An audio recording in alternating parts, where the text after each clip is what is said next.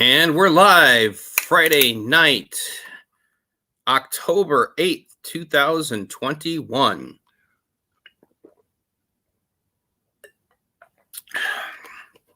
This live stream is brought to you in part by Body Armor, strawberry banana flavored.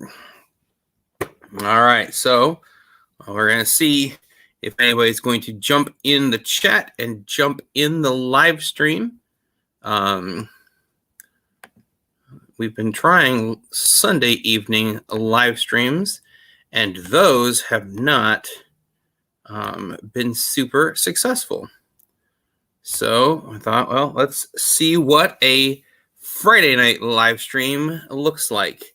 If we get any viewers in, we will make our big announcement. Let's see here. I need to do some prep work here. Seems like anytime I go live, I can have a chest of 100 things, and I still forget something that I intended to do. So, okay. Oh boy, and here comes the notifications. It could be about 1,000 of them, or just 3, I guess. All right, let's see here. Hotmail. I need to get a link that I sent myself. I don't know. Let's see here.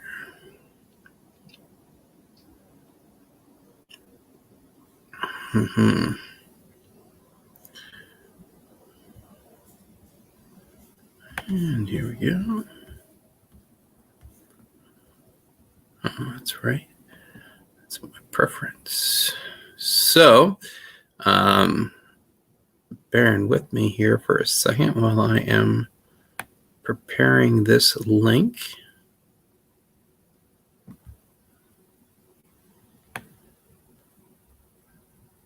Looks like we have a viewer. If you're watching, we'd love to hear a shout out from you so I see who's watching. And what is going on here? Ah, there we are. Okay. And there it is. Okay. So, all right. Well, let's see here. Some things to talk about while we're waiting for something to happen.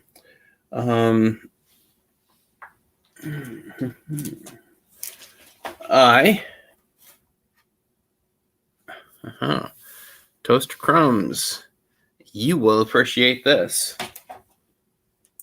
So I ordered something on eBay, and you may recognize this, and you might not, but we had this in our childhood.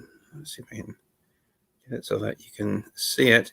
So this is, there we go, try and get the least amount of reflection as I can. This is a Spider-Man comic book that we got in the mid-90s, and it was on clearance when we bought it. The retail U.S. price on this was $1.75 back in 1993. So March of 1993, this was $1.75 US, $1.20 UK, and I believe that I got it on clearance for like 75 cents or something. And this actually is a first appearance of a character. It's kind of like a C tier bad guy, and his name is Master of Vengeance, Dwight Farron. and they're actually considering bringing that character into one of the Marvel movies, and he would be played by the character or by the actor Jim Carrey.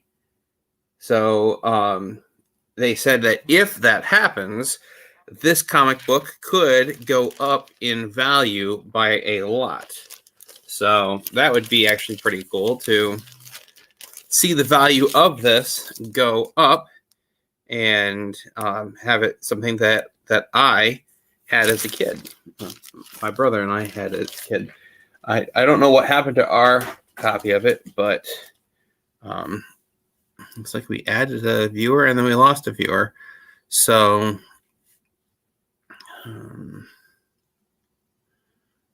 anyway,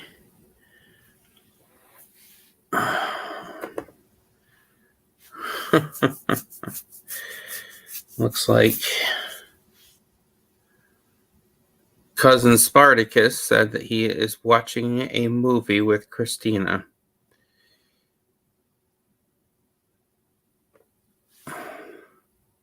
Hard to say how long I'll be on, but if I'm still on when you're done watching, you sure are welcome to join in.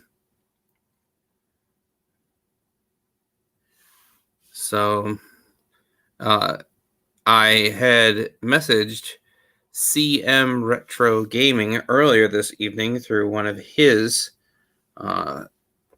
videos he posted this evening and asked him if he was interested in jumping into a live stream with me. He said yes. What time? And I said, how about between 9 and 9:30? So we started about 9:15, and it will be interesting to see if he makes an appearance. So trying to think of any other things that I have acquired this week. I think it was a I mean, like I just showed everything that I had gotten toy haul wise. I had shown the unboxings of it, so got that got the Musclemen WWF characters, which was cool, and then before that it was the Micro Machines vintage vehicles. So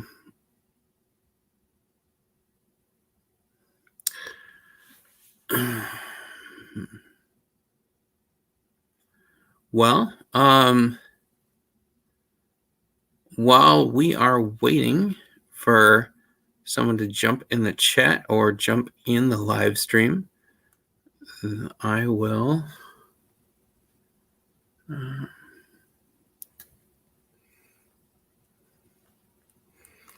TC, are you still with us? Okay. Let's goodness. Oh man. Finishing Gladiator the movie? Well, that's quite the movie, a long movie. And TC is here. So, let's move this thing over here and then minimize it. And let's share my screen and share screen. Screen number 2, share. Boom, there we go. All right. Well, let's go ahead and while we're waiting for someone to jump in. Oh, well, all right. Let's get rid of that. Gosh, stop sharing, and here we go. Hold on, I gotta turn that off. The end of that movie makes me cry every time. Love that movie. Did you watch that all the way through, or did you just kind of like, have you been watching bits and pieces of it through the week? That's not a short movie to sit and watch. Yeah, I mean, I popped it on and then, was kind of doing some stuff around here because the game room looks like a complete disaster right now. So trying to get it cleaned up. But it's right at the end where Maximus kills Commodus, and then he tells him to release his men and reinstate Senator Gracchus and, all that stuff. And then the hot chick comes over and she tells Maximus to, go to the afterlife with his wife and his it's so sad. Oh God, you know what I mean? It gets me every time. Toaster Crumbs, what is up? Man, it's good stuff, man. Good stuff. Wow. But I like that kind of stuff.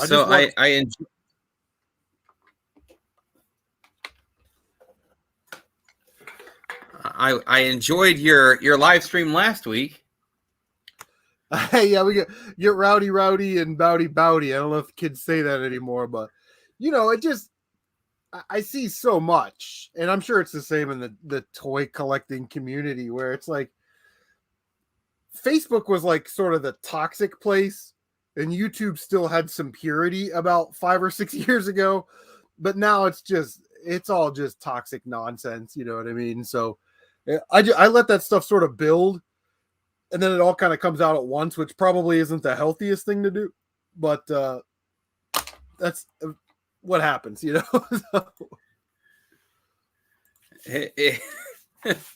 it looked like one of your guests hit the sauce hard last week and was starting to lose his composure by the end.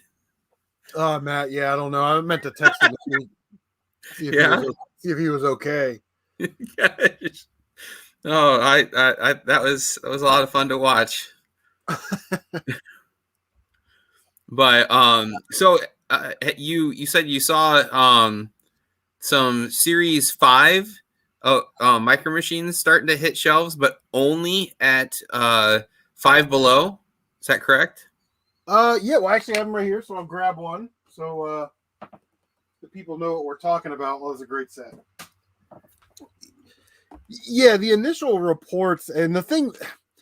Listen, man, I'm so happy that the Micro Machines are back because I loved them when I was a kid, and to actually have them physically again is something really cool. Nostalgia is like it's the worst drug on the planet, But so I'm real happy that Jazzwares and Wicked Cool Toys partnered with Hasbro. They got the licenses for the Micro Machines, and they brought them back. It's been about a year, about October or so of last year. The thing is that when they brought them back, they had the first 2 series were like fantasy cars, like made up cars, cars that didn't exist because they didn't have the license for them.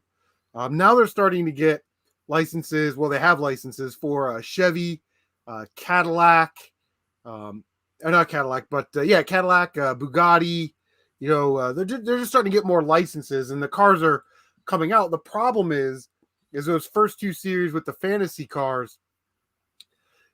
Everybody had those: Target, Walmart, Meijer, all that stuff. And then Series 4, which was like the first licensed car sets. We had the GM Icons and the Drag Race Classics or whatever it was that had licensed cars in there. You could only get the World Packs at Meijer, and you could only get the starter packs, which are the 3 packs, which had the Bugatti Legends, which was the only licensed set that they had for the 3 packs. You could only get those at Five Below. Kind of wrap that up is that, the distribution on these things has been absolutely horrible. Some people in the Pacific Northwest are saying that they found these at Target. Some people are saying that they found them at Meijer. But here in Central Ohio, I've got contacts that work at each one of those stores, and it's just not on the docket. So I just happened to stop by a Target. They had nothing. I went into the Five Below, and there they were right on the shelf. So I don't know if the World Packs, which are the 5-packs, are going to be at Meijer exclusively, and the starter packs, which are the 3-packs, are going to be at Five Below exclusively moving forward. It's my understanding that Walmart wants out of the Micro Machines business. They don't want any more Micro Machines in their store because they bought so many of them with Series 1 and Series 2 fantasy cars, and nobody really wanted them. The collectors, the hardcores, the guys like us, we go out and, for $5, we may get 2 of these, if there's only 4 3-packs in the set, well, that's $20. I may get 2 of each one. $40, I'll get 8 packs. That's a good price. But unfortunately, with Micro Machines, it's such a niche thing that not a lot of kids are screaming and yelling, "Daddy, Daddy, I want Micro Machines." Right. There's not a lot of new people coming into the market, and that just caused them not to sell any of those series 1 and Series 2 fantasy cars. But I got to tell you, now that they're doing the license stuff, that's all anybody wants. So those are usually the first ones to go off the shelf for the licensed sets. And they still kind of sell for a little bit more on eBay too, if you're into the reselling aspect of it. But yeah, the distribution on these has been all over the place since they left Series 2, and we didn't even get Series 3 in the United States. Yeah, I've been. You said that you saw the that Chevy Corvette series at Meijer, or was it Camaro? Maybe it was Camaro set. And yeah, the GM Icon set. Yeah, and I was looking for that, and really I only have like one Meijer that's, convenient to go to. I can go to some other ones that are kind of out of my way, but I haven't seen anything anywhere. And like you said, Walmart, they clearanced what they had and they're just done. I haven't seen them get replaced on the shelves. And so I was actually surprised when I saw your video tonight, because I kind of thought, well, that was that. I'm kind of surprised that they have discontinued them now, but so yeah, to see them hit the shelves somewhere again. Now I'd never heard of Five Below before I heard your channel talk about Five Below. Yeah. And actually, my wife and I were talking about this, and I said, "Have you ever heard of Five Below?" She said, "Yeah, I've heard of it." I said, "Have you ever been there?" She said, "No." I said, "Well, when I went there, everything was $5 and below." She said, "What'd you think it meant?" I was like, I thought it was Five Below, like we're cool, like the temperature was low. And she was like, "No, what?" I was like the opposite of Hot Topic or something. Like, we're the cool guys. And so yeah, when I was there for the first time and saw that everything was $5 and below, it made a new kind of sense to me. But yeah, I kind of presumed that Five Below was like kind of like a maybe a little more nicer Ollie's, where they were just getting a bunch of stuff that nobody else wanted to put in their stores, like stuff that's sitting on pallets somewhere, overstock that just never got put out, and they bought it all up. And is that kind of accurate, or do you feel like not necessarily? So to your first point, you thought Five Below was like a Aspen ski store that had like a really funky name that just made its way out here. Yeah. That's what I thought. I remember there was a Five Below by the high school 24 years ago when I was in high school, and I never went in there. You know what I mean? Like, but yeah, Five Below is a really cool store. And they really got some cool like posters and this kind of stuff, like cheaper toys. I would say cheaper toys as in quality, but dollar wise are a little cheaper. Yeah. But I always thought that they did that too. Like they just bought, Walmart or Target or some one of the other big boxes overstock and then tried to sell them. Tyler and I were talking about this 6 months ago, and he's like, no, that may have been the case. I don't know. But what they're doing now is they are a standalone store. And After the Bugatti sets of the starter packs went to Five Below. I went to Five Below when they had the Bugatti sets, and I just bought them out. Whatever was on the shelf, I bought all of them, and I said, "Do you have any more in the back?" And they were like, "No, that's all we're getting." Sometimes they only get a box, sometimes they only get a half a box. So they might be doing a little bit better with the distribution than say like a big box store. Because when I talked to my contact at Meyer, she said that they'll get a box of them, 8, 10 packs, whatever comes in the box. They put them on the shelf, and that's all they're getting. So at least Five Below is restocking what they had, but they did really well with the Series 4 starter packs. There was the color phase cars, there was a military set, a desert adventure set, and then the Bugatti set that had the silver and gold chase car in it. So they did really well with those, because I know there were just people like me. The first 2 Five Belows I went to, I just bought them out. Whatever was on the show, I just bought them. So if they had 10 packs, I bought all 10 packs. So, but yeah, they're a standalone store. They're doing their own thing. So hopefully they'll have more of this in the future. I do see that they have a bunch of like Spider-Man toys all the time there, like the Far From Home or the Homecoming toys, whatever they are. So I don't know if they got those from like a big box store, or if they, went out and bought those on their own. But yeah, Five Below is a cool store, man. You can find a lot of cool stuff in there. I'm gonna try and hit one tomorrow, and there's a Meijer and a Walmart that's in that town, and so I'm gonna see what they've got. I've been you remember seeing the video that I did probably at least 4 or 5 months ago on those Seinfeld Funko mini moments, the apartment set. Yeah, like and yeah, I kind of figured that. I mean, like, it was a slow trickle, but eventually we'll start seeing them. I saw them in 2 stores at all. I mean, ever. I mean, and they were 2 complete sets. I mean, you had to buy like 6 different ones, but they had all 6 of them there to make the complete set. Yeah. And I've only seen them at one Target once, and then one Walmart once, and I've never seen them anywhere else. They've never been in stock. Is that, I mean, like, I guess I've never really paid much attention to the Funko deal, but I mean, like, would you say that that's the common experience for Funko? Is like, yeah, if you're like, oh, I know that this one's coming out in the next 6 months, and when you see it, you got to buy it because you may never see it again, because that's just how, yeah. So I was surprised. And I think what sort of goes part and parcel with this is, from 2020 to where we're at now. I mean, you've seen it. You've been out there, just toy aisles specifically, because that's kind of the world we live in. They're stripped. I'm tired of looking at the same Lando Calrissian Star Wars black figure at Target that I've been looking at for the last year, right? But I think there's going to be this void where if there's toys coming out right now that you want, buy them.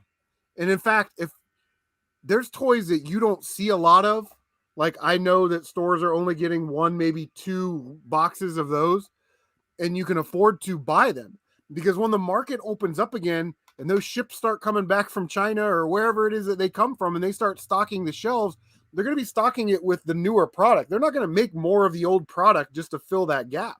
They haven't done it in a year and a half or almost 2 years now. So, the toys that we're buying now, that we're finding now that, we came out after COVID and up until now, we're just not able to find, or we're only getting 1 or 2 print runs. Those may be items that you want to look at as, what, I'm just going to go ahead and invest in them. So those Seinfeld Funko things, I don't know, what the retail is on those. I don't know what they're eBaying for now, but just knowing Funko Pop collectors and how insane they are, like any other collector, video game collectors, when they want that product, if it's not out there for them to get, they have to go to the secondary market. And a year or 2 from now, whatever those costs, they could be 3-4 times their money. And especially if you have a full set and you just sell the whole set. Right. together. You know what I mean? Like, you know how it goes. I mean, you're into it. But yeah, that's why I go into Five Below and I'll just clear those out. You know, Yeah. because if they don't restock, you know, Did you ever have any luck going back into a GameStop and seeing those little blind bag micro machines go on clearance? I didn't get to the GameStop when they had them on clearance, man. I was working, and then we had we're doing a lot of range. We do like 12 ranges a year, and see, like eight of those were like July through this past week. So we've been doing a bunch of range stuff. I haven't been out there. My contact Adam at GameStop said he will contact me the second that the Micro Machine Series 4 blind bags hit the shelves. So I'll go pick it up. And I told him I wanted 2 boxes since it's going to be the last time that they do the blind bags for now. And I also told him that I would re-up my pro membership when I come pay for them. That way he gets credit for, that pro membership, because they got to hit them quotas. So, but yeah, I did not make it to GameStop to get those other blind bags. I wish I would have, though. Now, if you would have seen the ones that I had seen, Kane Deathbreaker says, "Sup, fellas." Kane Deathbreaker, what's up, Kano? I've known Kane a long time. If you would have seen the those blind bags on sale for the 97 cents, like I found them, would you have bought them all and opened them, or bought them all and kept them sealed? Well, I probably would have bought them all, and then I'm not sure what I would have done with them. Those bags, they've got those 2 holes in them, so you can kind of see the vehicles that are in there. I might have tried to put a couple sets together and then got a big Ziploc bag and kind of put them in there. If there was a gold, or if there was a gold, because I think I've got probably 15 or 20 Series 1 Micro Machine blind bags still sealed, and I know 2 of them. There's 3 Fearlesses in there. Not Fearlesses. The what was it called? The bezel. There's 3 bezels, and I'm pretty sure 2 of them are silver. The other ones are regular. Yeah. The silver ones, I may have opened the silver ones, but I probably would have setted them up. Made that set of 9, put them in a bag, and just kind of sat on them, see if they get any movement. Because when those things were coming out, I think there was 9 in the set, so it's $18. People were selling those sets for like $50 or $60. Yeah. A whole set. But now it's we're in that mode where people have some, so they don't need a set. They may just need the bus, or they need, the fire truck, or, well, you always have the fire truck guys. You always have the emergency vehicle guys that love to build, cities and stuff in their basement or their Micro Machines room. Then you gotta have emergency vehicles, man. Some of these guys are pretty creative. They'll have like a fire engine house on this side of the town, and that's all like, they're all red. And then on the other side of the town, they're all like the lime green ones. They made like a baby blue set in Europe for Series 3 or 4, whatever it was. Really? A different part of their town, and they're like these powder blue. So they've got like zoning regulations and stuff, in their little Micro Machine cities, which is kind of cool. And guys collect that stuff. So the emergency vehicle stuff was really popular back in the 80s and the 90s. So it's not any surprise that that's the stuff that sells better than the other ones, the other sets. Now, is there any like white whale, like vintage ones that you would have been like, oh man, if I ever come across that, I'd be super excited to get my hands on that old set or car or variant of this vehicle? Or yeah, I mean, I'm not really that type of collector, but I do know some of the rare ones. Now, they made over 10,000 different Micro Machines, so that's a lot to keep track of. And then when you add in things like this one car was only released in one set in Italy, and you're trying to track it down, it can be a very difficult task. But the ones that are always sort of holding their value and moving up in value now are like the chromers.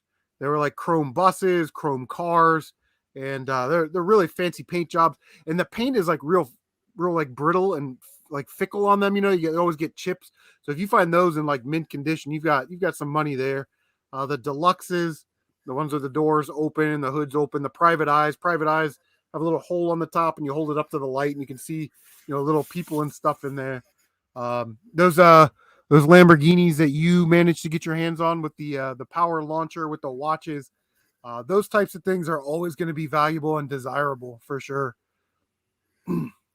But there isn't one that you had as a kid or really wanted as a kid that you haven't come across yet that you would be super stoked to find? Yeah, but it's not really valuable. I had a Micro Machine Insiders. It was a like a 5-ton military truck, and it opened up and there was like a little tank or something in there. And those are like $15-20. They're not super expensive, but yeah, I'd love to have that one back for sure. Yeah. Now have you looked for it at all, or just like, if I come across it, I'll pick it up, but I'm not combing eBay for it?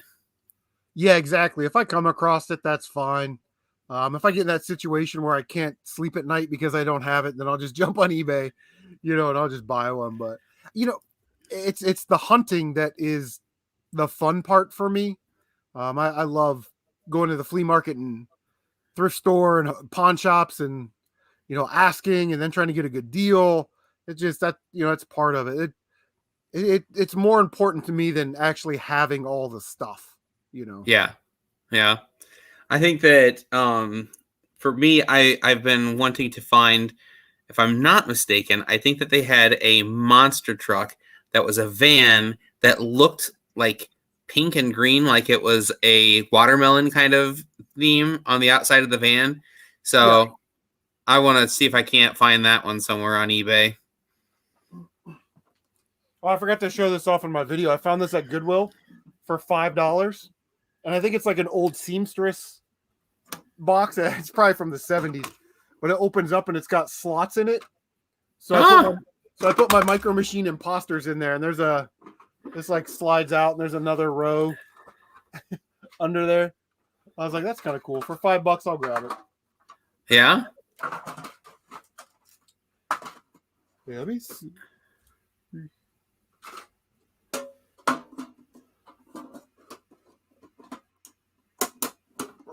Let me see if I have that van. I might have it. I got this one too. It's a Hot Wheels case, so you can put 2 Micro Machines in each little spot. Got that at the flea market for $7. Have you hit many flea markets this summer? I've been trying, but man, it's crazy. Like garage sales. We've got like 5 communities in our little area here, and every year they have community sales, and they're all different weekends. So you might, out of 2 months, you'll have 5 good garage sale seasons, but they just haven't had any this year. I went to a community sale today and it was the worst thing ever. It was like 3 sales and it was kids' clothes, baby clothes. That flea market that I was a part of this past summer, they were having another one here this past weekend, and they said I'd heard it was going to be in October, and it was like the 2nd, and I was like, man, I was half kicking around the idea, because I was like, toy shelves are still kind of bare, and we're starting to get into that whole. I think that last year taught some people, like, if you're going to order something online for Christmas, you better do it soon so that it doesn't get bound up in the postal service and it's not there. So I'm thinking that people are going to start paying attention a little earlier this year. And with toy shelves being so bare, I thought, maybe taking a bunch of stuff that, like most of the stuff that I took last time was all new in package. It was old inventory, but it was relevant stuff.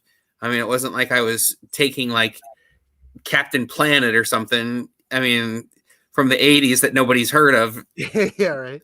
But so I was kicking around the idea of going, and I missed it, and I was like, oh, it's this weekend, it's today on the 2nd, last weekend, and I was like, oh, I'll go check it out, see what happens.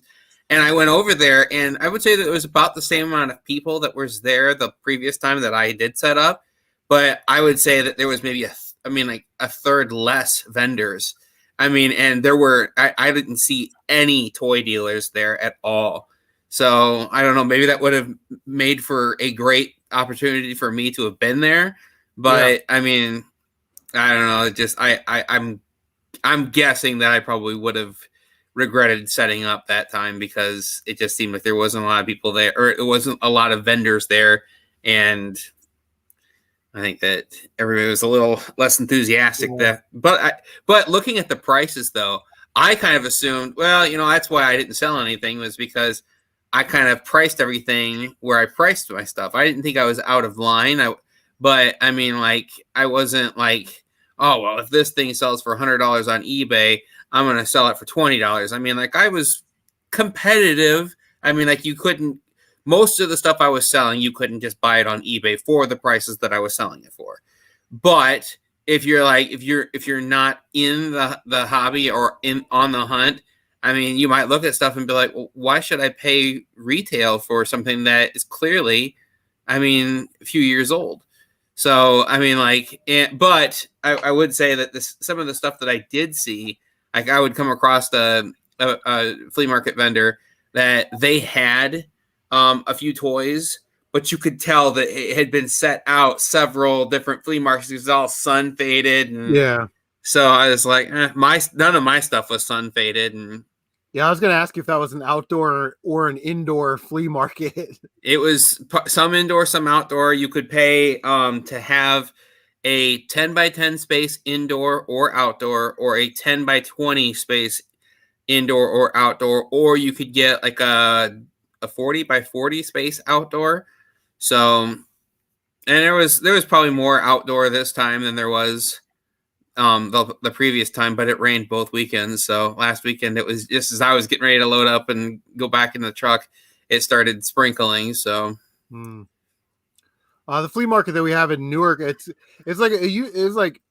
was a flea market, and then there was a gym next to it. His name is Brian, and he bought the gym that was next to it, and he refurbished that.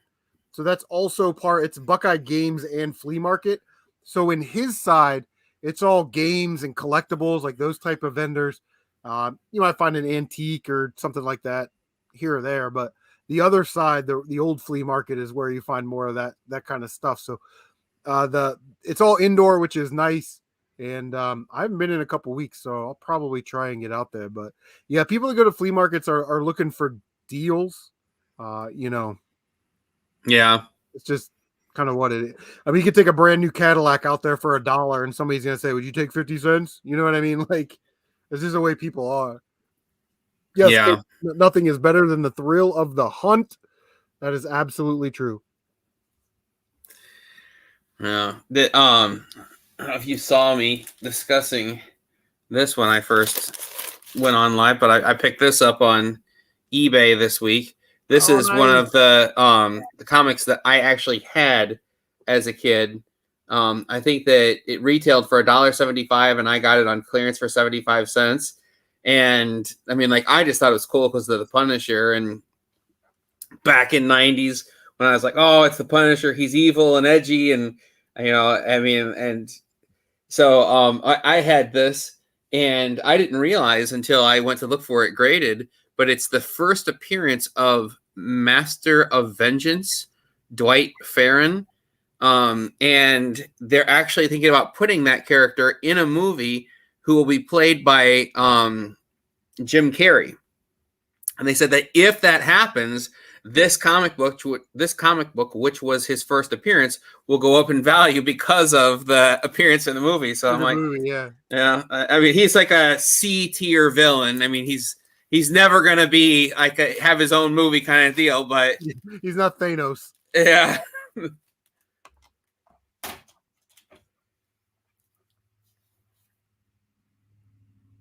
But so you said last week in your live that you're thinking about moving and you anticipate like clearing like the majority of your inventory. I mean, like, do you think that you wouldn't part with like certain things? Like, oh, I'll never get rid of any of my micro machines that I've purchased, or you're like, no, I'd keep some, but I would clear out a lot. Is there any aspects of any of your collection, video game or toy or collectible, that you're like, yeah, I don't care what happens, I'll never get rid of that stuff? Or is it all on the chopping block at some point? Yeah, I think the plan is to keep the Nintendo, the Super Nintendo, and I just finished playing Mario 64 for the first time last week, so now I've sort of reacquainted my love with the N64, and then my PlayStation stuff. I just love it so much. But the Master System, the Genesis stuff, the Sega CD stuff, the Sega Saturn, the Dreamcast stuff, probably going to be all gone. It's too early to sell this kind of stuff. Mandalorian Lego stuff, but I've just from years of buying boxes of Legos and picking out all the minifigure parts, I've got a lot of hundreds of Lego minifigures, each individually bagged, each come with an accessory or two, and I put them up. I put like 100, I want to say 150 of them up on eBay as a bulk lot for like $250. So, and nobody wanted them. So I pulled them down. But yeah, that kind of stuff I'll definitely sell. They're all city workers, firefighters, whatever. So I'll throw those up on my eBay store again. I probably got about 500 of them. So I'll throw them up for $1 a piece. $500 takes the lot, and I'll pay for the shipping, and just sell off those minifigures that I'm never going to use. The Star Wars stuff, we'll keep that. But yeah, we just get kind of cluttered here. And what I'm hoping for is that I've got enough space to sort of have a game room and a YouTube room and that kind of thing. And then also maybe like a basement where I can put an office in down there and do like my eBay store, eBay inventory, that kind of stuff. So how has your eBay sales been going? Have they slowed up, picked up, or? Yeah, it's sporadic. Like a couple weeks ago, I sold like $360 something that week. And then the next week I sold like $37, so it's really like up and down. And that, I always tell people it's always important to keep those dollars. I mean, think about how hard you work for those dollars. And when you have a good week, $300 or whatever it is, you need to protect that money. I try and tell people that all the time, because not every week's going to be a $300 week. So, Yeah, I was actually watching one of the things that you were selling, the Garfield ruler set, and you sent out an offer last week, and I was like, I don't know if I would have had my collection all set up and known if I had a space, I might have gone ahead and snagged that, but somebody bought it. Yeah, I think I got that for $1 at Goodwill, and I priced it. I think they were going for like $11.99, so I priced mine at $9.99. Then dropped the price to $8.99, then $7.99. That was just like $6. Just get it out of here. Start sending offers. Because at some point you'd like to make the maximum, right? You'd like to make the maximum amount of profit, but there's a number that you're happy with to just get it out of here. And either way, you're still making profit,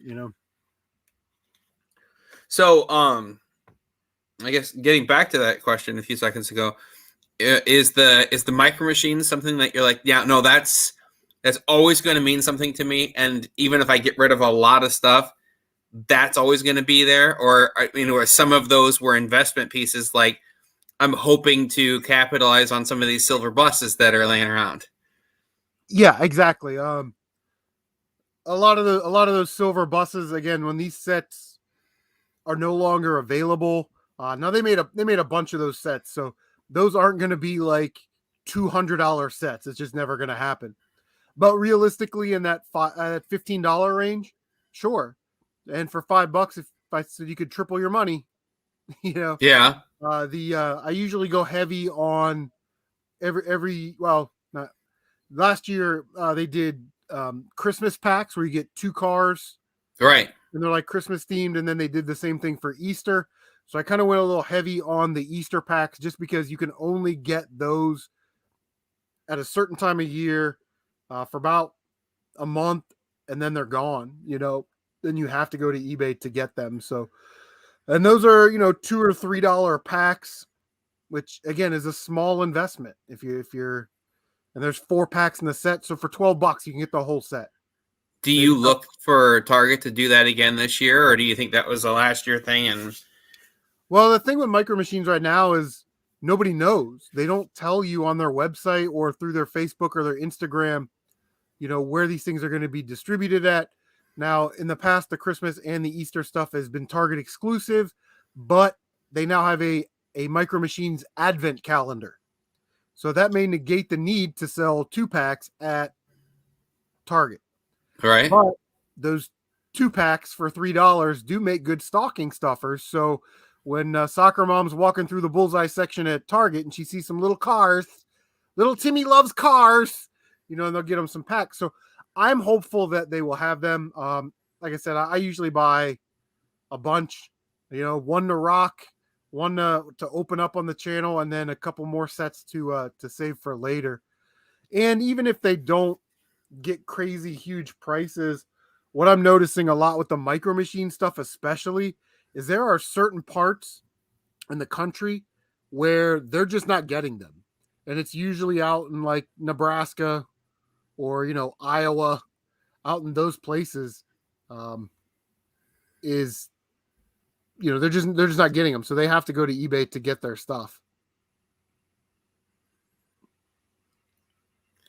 now, do you think that when you do go to liquidate some of this collection, are you going to look to like Facebook Marketplace and eBay first, or are you going to start taking like large chunks of stuff to like that Maxine's bargain bin or whatever that? Yeah. I mean, like, are you going to take stuff there and have them like, I know I'm not going to get as much, but to move as much of it as I can as quickly as I can? How do you plan on executing that? Yeah, you just kind of look at the market at the time. Like, 2 years from now, I can't really tell you what the video game market's going to be. I can tell you that this bubble we've been in for the last 11 years we can't stay in the retro game bubble forever. And we're really sort of running out of retro, and that retro nostalgia market drives the entire machine. And when that runs out, I don't know. But as far as sales, there's a couple strategies I use. I never sell consoles on eBay. You're just asking for trouble. It's too much of a pain in the ass to ship. The person's going to get it and they're going to go, this doesn't work. And then you got to pay for shipping to have it sent back, or they send you a bad console, or they want to have a Nintendo 64 weekend, so they buy it, and then on Monday morning they open up a return saying it wasn't as described and you have to take it back.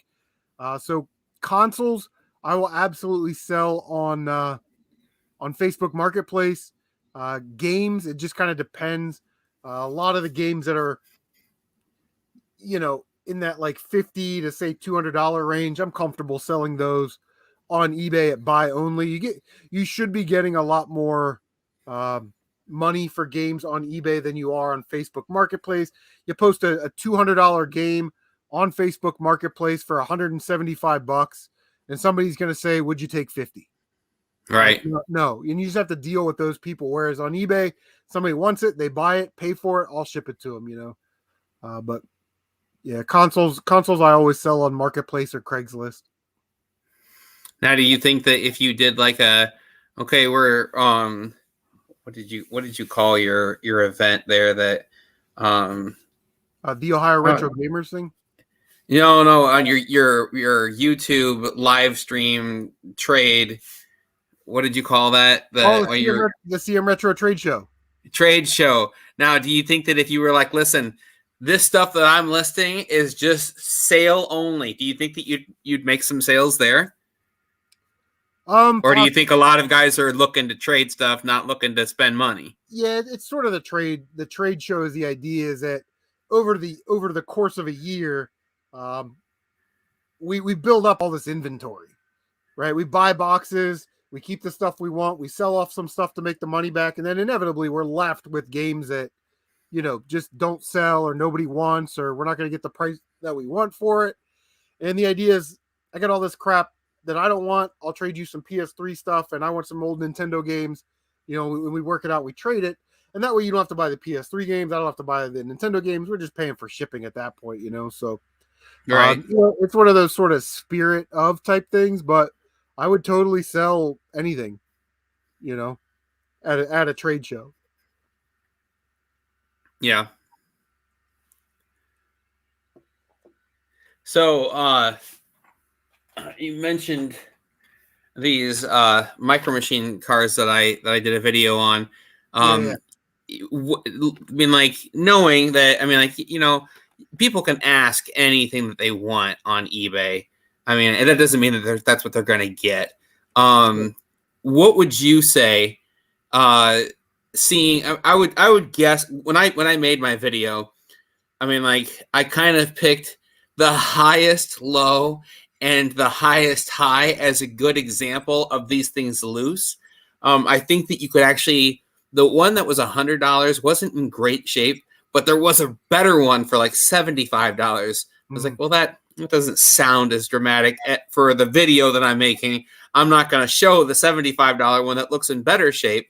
And I think the lowest one I showed was like $59, and it didn't even have a spoiler on the back of it. Yep. But that was the lowest one that I could find on eBay at that particular moment. If you were looking to sell something like this on eBay, what would you try and put it on an auction and see what it did, or would you be like, I'm going to set the price here and see if anybody would you open it up to offers, or would you just say nope, buy it now, this price, and that's where start there? Where would you start? Well, I think what I would do is I would come up with a price that I wanted. So you have three of those. You have three Right. or four. Three. So what I would do is I mean, I would probably be looking in I don't know, what do those things go for? About 150? 100 loose. I haven't seen. I've never seen In the one package. of these on eBay like this. I mean, Yeah, I mean, I don't know what they go for in the package, like that. But let's just say they go for. Let's pretend that they go for 150, just for sake of argument. I would make one listing and have quantity 3 and put it at 150. If you buy this a second one, you get 10% off. And if you buy 2 or more, you get 10% off.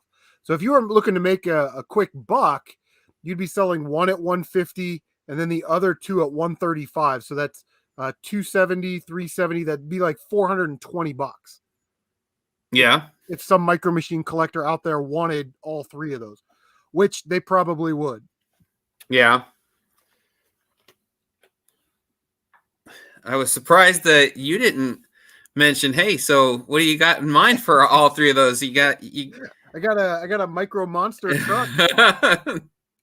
I almost said, and if you've got a 31-inch Hulk Hogan, hit me up. Maybe we can work out a trade Right? in the end of the video. There you go. Yeah. And like you said it, like micro. The thing is, like, there's organic collectability with the old micro machines. So same thing with the Star Wars figures from the 70s. People bought them. Kids ripped them out of the package. They played with them in the dirt, threw them in the bathtub, dropped them in their SpaghettiOs, let the dog chew on them. And that's why good condition ones that are still in the package, are worth a ton of money today. It's the same thing with the micro machines. Everybody took those out of the package, played with them, had a great time with them. So to find one of those yellow Lamborghinis with the pink tinted windows in really, really, really good condition, mint condition, is really, really hard. I've got 2 of those.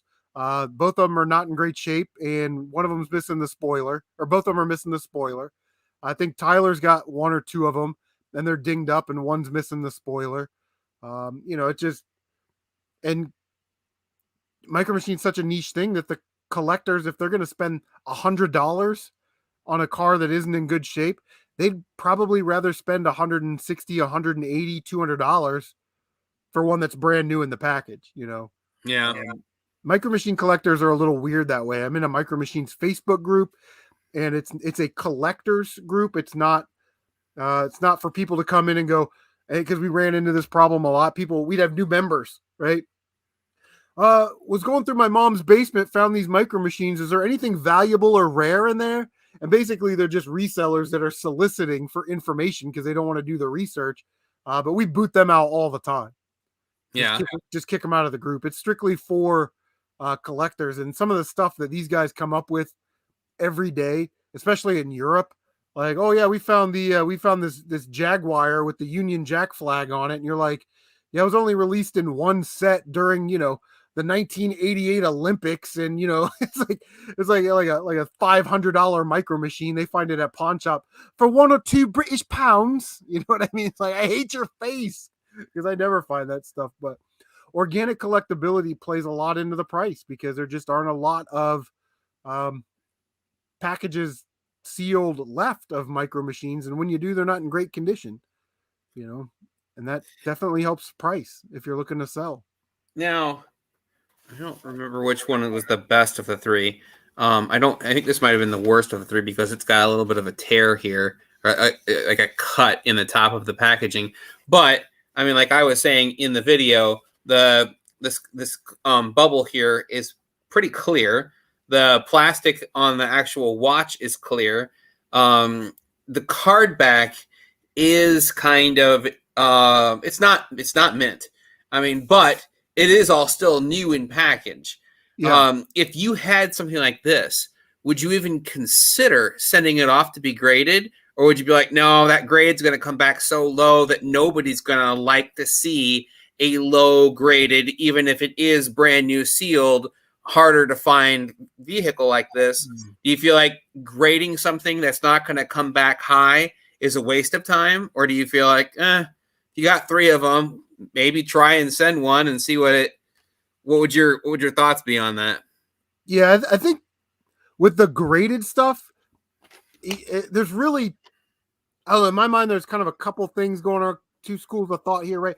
You want the highest grade possible, because that's going to command the most money, right? Right. That's the way the market works. That's how we're doing it, even though that market's completely manipulated and shit right now.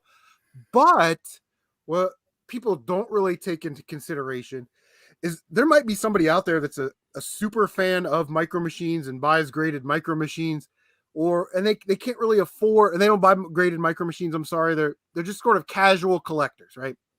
And they don't have a ton of money to go out and buy a set like that. Gem Mint 9.8 seal is A++, whatever. It's the highest dollar. But at a 6.5 or a 7, now that price has dropped a little bit, they can own something that they want and get like value on it. And then you're still making money, because maybe you paid $100 for it and $100 to have it graded. So that's $200 that you have into it, and you can sell it for $500 or $600. That might be an easier sell, because there's not a lot of people running around. I mean, that Mario 64 sold for $1.5 million, and then the next one sold for $800,000. Like that. I like Mario 64, and I'd love to have a graded copy of Mario 64 just as, a little shelf piece, but I can't pay 800,000. Right.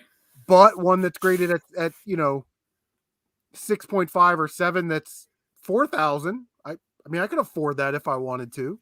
Yeah. And so I guess that's the same thing with the micro machine thing. If there's a guy out there that really wants that, and he wants it graded, if he can't afford top of the line 9.8, maybe he can afford like a 6.5. And he's getting a cool piece for his collection, and you're making a couple extra bucks on it. I don't even know if they grade micro machines. Is that something they do? My first guess would be Action Figure Authority would probably be the one to reach out to first. And with it being like it's like a card back bubble. I mean, like, I'm sure that they don't have a bunch of ones that would fit this, because this is an odd size. I mean, this is actually pretty long for displayability and whatnot. But my thought was I actually bought the 3 to keep one and sell the other 2, and try and end up where I didn't have any money at all in the first one that I kept. Yeah. And I thought about sending the one that I kept out for getting it graded, more because I think most of those cases that they put them in to grade them, they're UV protected, so that clamshell or that bubble there would not yellow, and that plastic would not yellow. I guess that would be my hope in my thought. And then thinking that, hopefully I wouldn't lose. I mean, like, especially if I didn't have any money in that one, and then I sent it off to be graded, and all I had was the, I don't know, $60-$70 to have it graded. I don't know what that would cost, but I mean, if I only had 60 or 70 bucks in it, if I ever had to part with it, I'd probably likely make money on it. So Yeah, right now the graded scene is it's making money, and like there's market manipulation, I guess, everywhere.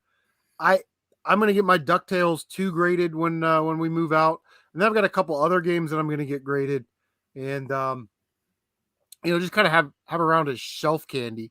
But I think with the grading thing is like they probably graded so many copies of Mario Kart 7 that even if it comes back at a 9.6 or higher, it's the market is so diluted. I would really only grade something like that, or a sealed DuckTales 2, or something that you could probably easily move. Like survival horror games typically do very well. RPGs typically do very well. So because there's just so much graded new stuff, and it all comes, you know, somebody goes to Target, they buy all of them. I saw it today with this Metroid game. Somebody goes, they buy all the Metroid games off the shelf like a scalper a-hole, and then they're going to resell a couple of. They're going to do what you want to do. They're going to resell a couple of those to recoup their money that they've spent on the rest of them. Maybe keep one for themselves and stock or go have graded the other one or two that they have left over. And that, unfortunately, that's the way of the market now. yeah, It's just how it is. When I originally thought about getting my DuckTales 2 graded, I just wanted to get it graded because I thought it'd be a really cool sort of preservation, shelf candy, conversation piece when people come over. And now looking at some of these prices, I if that thing grades at a 9.6 or a 9.8 with an 8++ seal, you're probably talking about a couple $100,000, which is then cash that in, pay off the new house, and then you don't have to worry about making a house payment for the rest of your life. You know what I mean? right. It's exactly what I would do. And like Kane is saying, selling stuff you've collected for years is always hard. Your stuff ends up owning you for a while. It does. And I always said that, we get to the peak of this bubble, I'm just going to sell off everything that I don't want and keep that money, including that DuckTales 2. I'm going to keep that. And when I sold my GameCube collection last year or the year before, and got top dollar for it, and the guy handed me a stack of money this thick, I went, yeah, I mean, I'll and all of a sudden it didn't have as much sentimental value or nostalgic value because I didn't grow up with the GameCube, Yeah. But it was crazy. And you really can't take it with you when you die. Like my youngest son wants my PlayStation 2 collection because when he was younger, he had a PlayStation 2 and we played PlayStation 2 all the time. Whether it was a sports game or Marvel Ultimate Alliance, he'd play Ratchet and Clank, Jack and Dexter. So I've built up this awesome PlayStation 2 collection, and that's the stuff that he loves. So when I die, he'll get the Legos and the PlayStation 2 collection. My younger son, he's a PS4 guy, so he'll get all the PS4 stuff. So, but you got to think about that kind of stuff. What do you want to sell, and if you're gonna sell, you can't keep everything. Now your PS4, my brother has a PS4 and he modded it so that you have to open the tray from the remote, so that he said something about like there was a flaw with the design or something where it was easy to bump a button or that would open by itself. And so he followed a YouTube thing where he actually disabled that feature. Excuse me. And now he has to open the tray from his remote. Is that something you've ever heard of? On the PS4, no, because it's got one of those automatic disk drives. It doesn't have like a drawer that comes out. Maybe it was a PS3 then. That's what I'm thinking. Yeah, PS3 is the same thing. You slide the disc in, and then it catches it and pulls it in. Huh. Maybe I was misunderstanding what he was saying. Maybe it was spitting the disc out. Is there a button on the front of it that you can push that would spit it out? Yeah, it's like context sensitive, so I can like push the console and touch it, and it'll come on. And you can do that with the disc eject on some of the consoles. Now I have the gold one, the gold PS4, and it actually has a button and a power and an eject button, so you kind of push it. It's not like touch sensitive. He's thought about selling that, but then he was like, how do you explain to somebody that I modded it in this way and this is what I did it for and it still functions fine? It just, so I think that's what has kept him from selling it, because he's like, you know, it probably seems shady to the buyer that it was modded in that way, and he thinks he could undo it, but I don't know. So, but Yeah. did you we talked about it a couple months ago. Did you ever get rid of that Xbox 360? You were talking about taking it into that Maxine's or some. Did you trade it in for a store credit or? Yep. Yeah. Again, the console prices were so high. You know, Maxine's is always good with me. I don't know what they do for everybody else, but I usually get 60 or 70% of what they're selling it for in the store.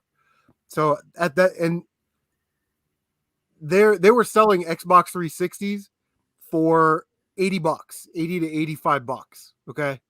So 60 or 70% is like $62 or something. I don't know what it is.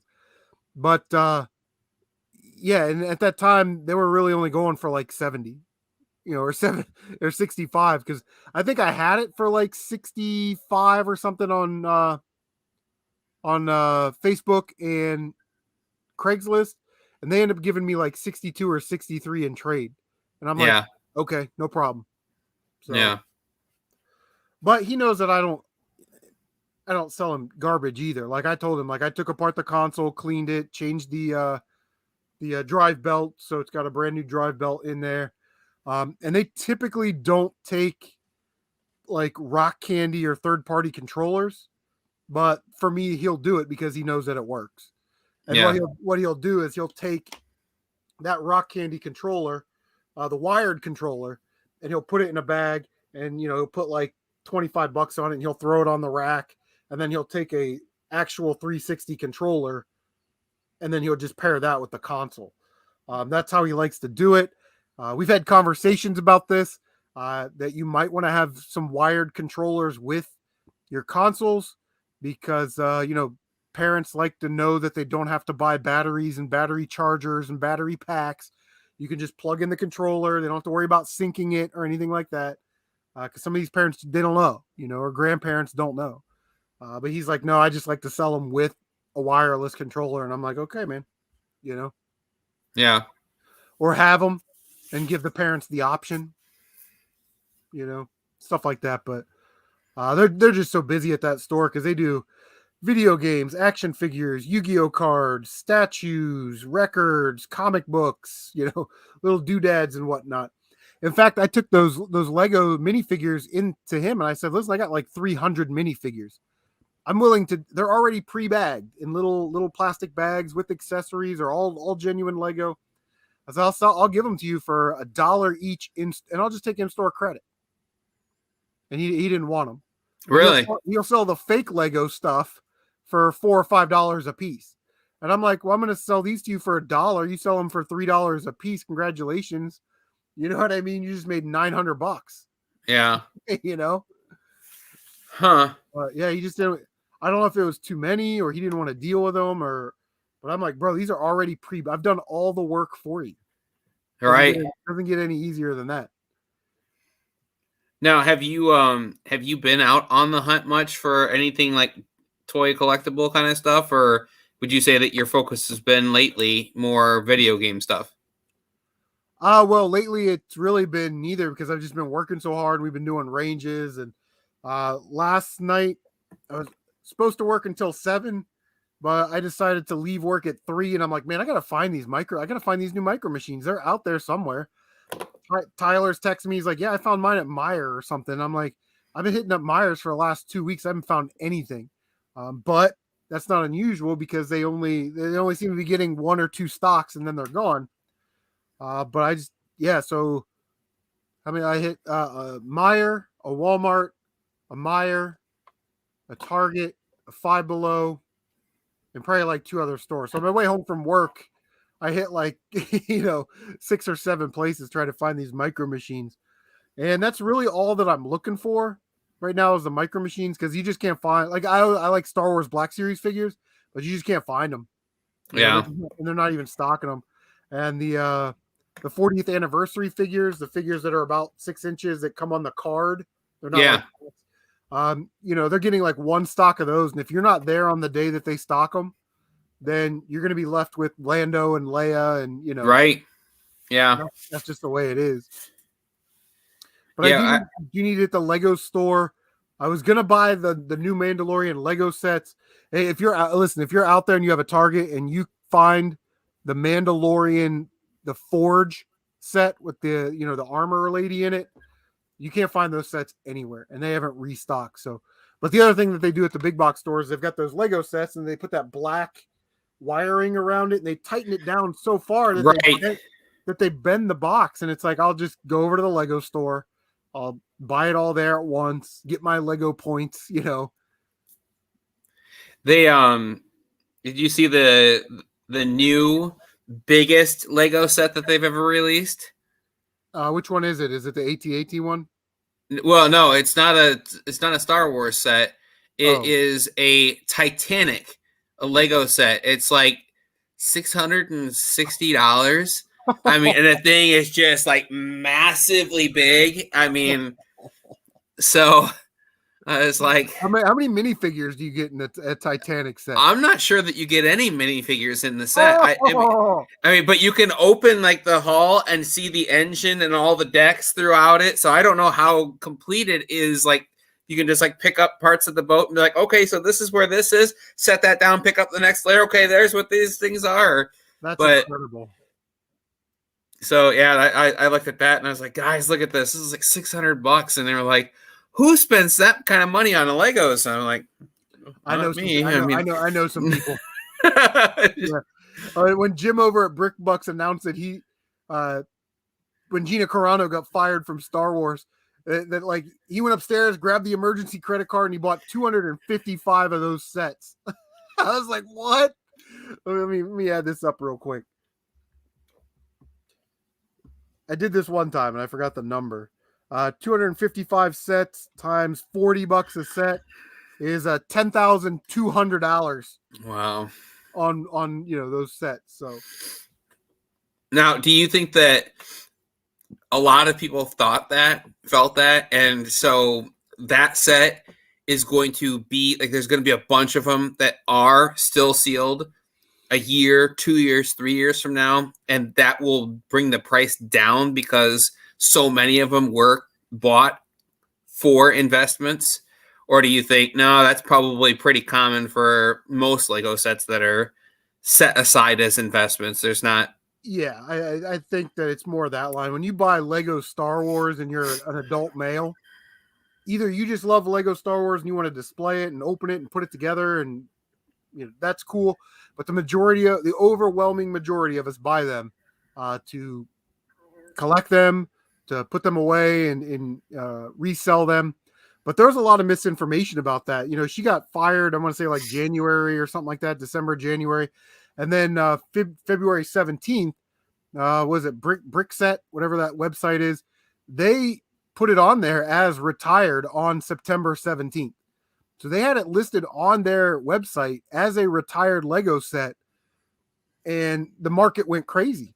Everybody went out and bought them. Holy cow, these things retired early. Lego must be really upset with old Gina to pull these sets now. But really, Lego's never going to pull a set. They're just going to let them get bought out. You know what I mean? Through attrition. But Lego went to Brickset and was like, hey, let us be in charge of retiring the Lego sets. This one isn't retired yet. So then what happened was you had a bunch of people go out to Targets and Myers and Walmarts and buy up all of these sets at $40 a piece because they're originally $50. So Lego dropped the price 20%.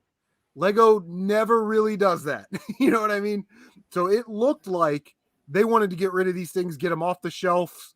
They were tired of taking phone calls from mad Karens about, why is this?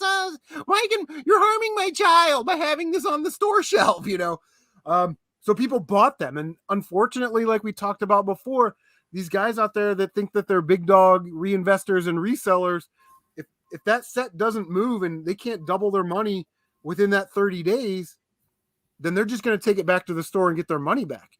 They are essentially gambling with free money. Right. And they get their money back. And if they sold a couple sets at, $30, $40, $50 over the retail price because somebody out there had to have it. And that's why you're seeing those sets still on the shelf right now. It's not that Lego is continuing to produce that set. For all intents and purposes, it is a retired set awaiting a retirement date. Lego is not producing that set anymore. So what you're seeing on the shelf is resellers that took them back because they couldn't sell them. Maybe some of the back stock that they had in the back rooms, transfers from other stores from other parts of the country, those late shipments from Lego because of COVID. So there's still sets out there to buy. I think it's a great investment piece. If you're a fan of Lego Star Wars and The Mandalorian, it's a great piece to have anyway, just because it's sort of a special set. It's the first set. It's Mando's rookie card. You do get the Gina Carano, which was an exclusive, but now it's in the Moff Gideon light cruiser set. But that set's like $130 set. So if you want that Gina Carano figure, it's still cheaper to get it in the $40 ATST set. And the 2 Clatonian Raiders that are in that set, the minifigures, those are still exclusives. So you get Mando's rookie card, the cheapest way to get Gina Carano, and 2 exclusive figures. And the other set, the last ATST set, was a $40 set, had less pieces, less minifigures, and about a year after it retired, it peaked at about 120 or 130 bucks. I can see that same type of return on investment on those sets. That's just me, Yeah.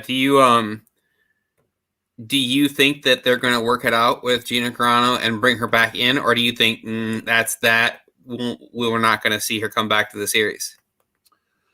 I don't think. You can agree or disagree with her politics and what she said, but I think when you bring that type of like political, racial, or religious type of fire, Disney's not gonna even want. They don't need her that bad. You know what I mean?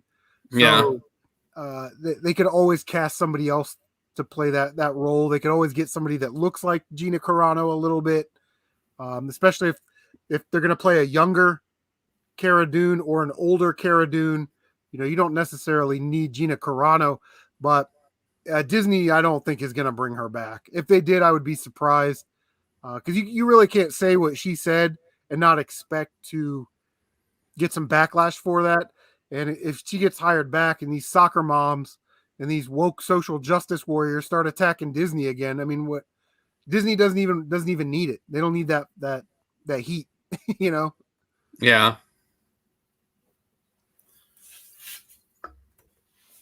So are there any movies on the horizon that you're excited for coming out, or are you much of a go to the theater kind of person? I don't really go to the theater a lot just because we don't have one close, but I still haven't seen the first Venom movie, and I haven't seen I love Spider-Man too. It's Crazy Town.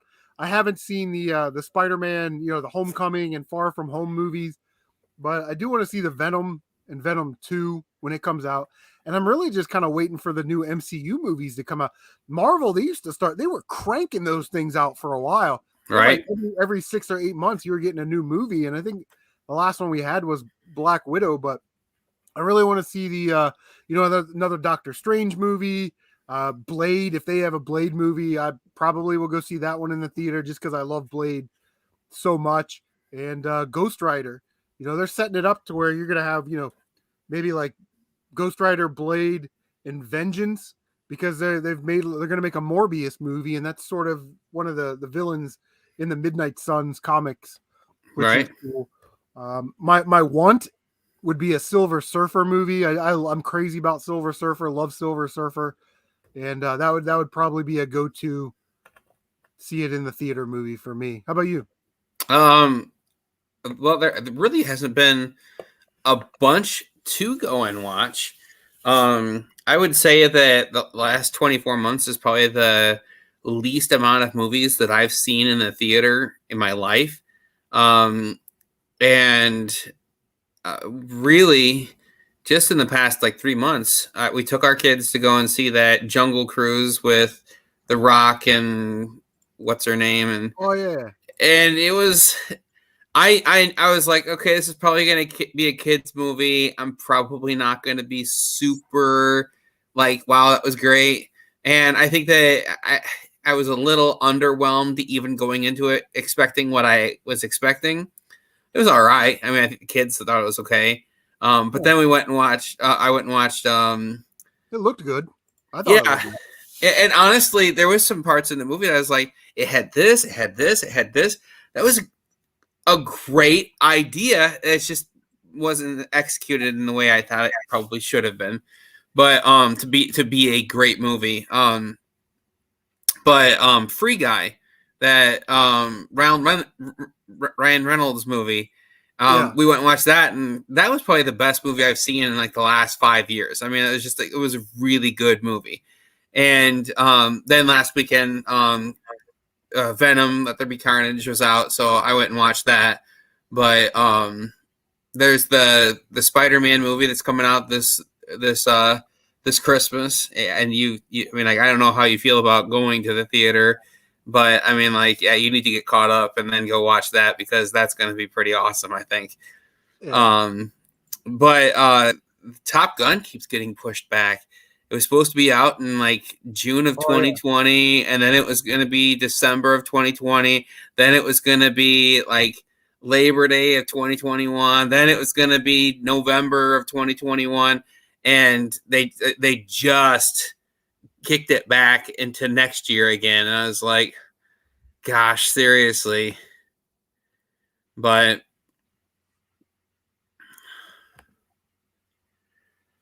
so yeah, I think that this looks like some good stuff coming up. It's just they keep pushing it all back.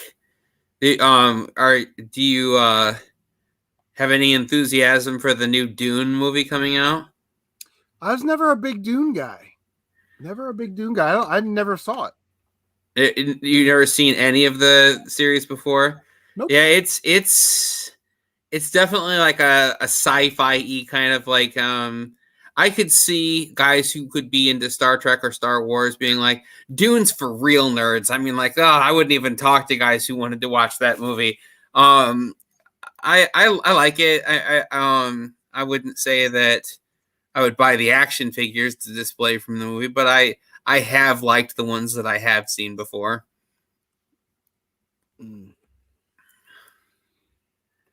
Yeah, I'm just never like caught it on TV or picked it up in a box of DVDs. It's just not something that I've come across. I was in the dollar. I took my daughter to the dollar store today, and they had these like, I don't know, they were like 2-inch He-Man figures. Yeah. And I was like, yeah, those are kind of neat, and they're $1. Right. Yeah. I keep waiting to see like Teenage Mutant Ninja Turtles come out in the Dollar Tree, and I haven't seen that yet. So that's another thing that I've been waiting. I see all these people are like these toy hunts in Walmarts and Targets and whatnot, and all these guys are finding all of these vintage reissues of the Teenage Mutant Ninja Turtles from the 80s. I can't find them anywhere. So that's one of the things I'm hoping I might come across tomorrow, is finally come across one of those. There's the four of them, the original, the Michelangelo, Leonardo, Donatello, and Raphael. Raphael's the only one that I could find as a kid. He was the only one that I had.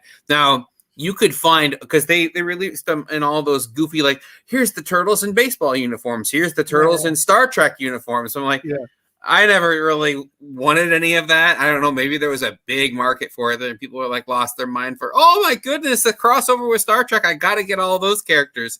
Yeah. But I always kind of was like, wasn't in the cartoon. I'm not interested in any of that. But I only ever had 3 of the characters. I really wanted to get the actual main characters, and I could only ever find Raphael. And then I got Metalhead, the robot turtle, and then I got Leatherhead, one of the bad guys, who was just an alligator.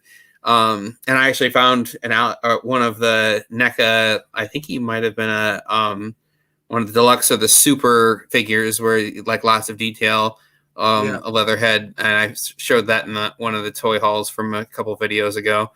But so I was like, okay, if I can only find one, the one that I want to get is Raphael because that's the one I had when I was a kid. Now, if I could find four good versions of each character, I would probably buy all four of them. Yeah. Because I was like, I don't know, they're probably going to be like $15 or $20 each, and I think they're like $12.80 something.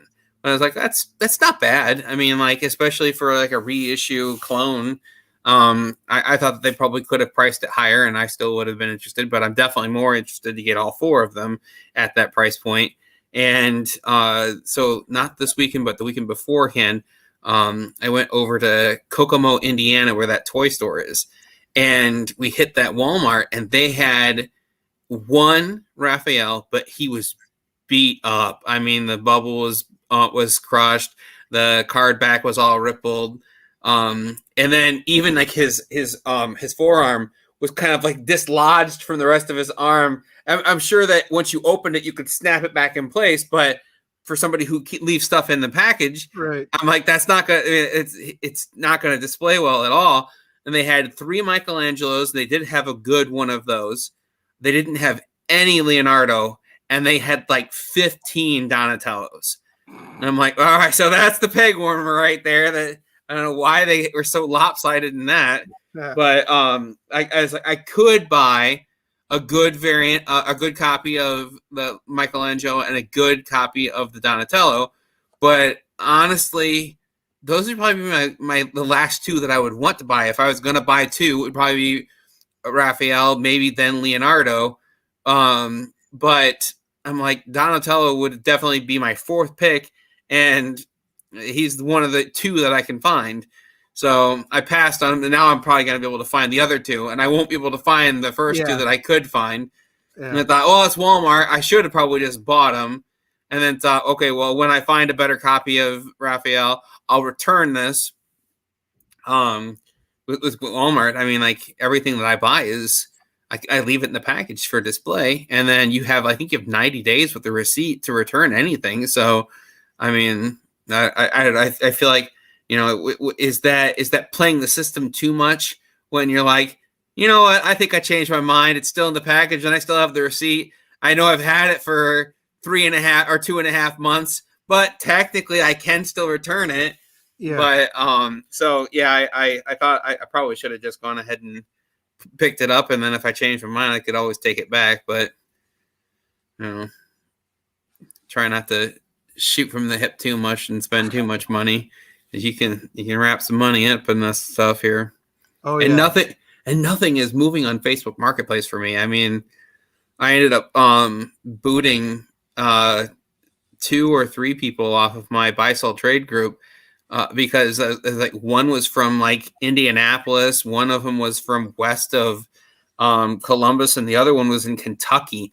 I mean, and they were like putting Beanie Babies and kids books and all this stuff. I mean, like my stuff was just buried at the bottom of this long list of stuff, and they were duplicating their own. I mean, like I'm guessing that they were just like, here, I'm going to list something, and okay, check this one, check this one, check this one, and I was just on it. And I forgot what they listed, so they would list it again. And so I finally I banned them and booted all their stuff off, and then changed the rules that you have to say that you're from a specific county to list or be willing to come here. I said, you know, I don't know why anybody from Columbus would want to drive to this county to make a sale, but if you're willing to and you want to be on this, I guess that's fine. But yeah, Marketplace sales are down. I'm trying to think of the last thing I actually sold on Marketplace. Sold some Legos. Sold a 2DS. Sold that Ghostbusters Proton pack. I think that's about it.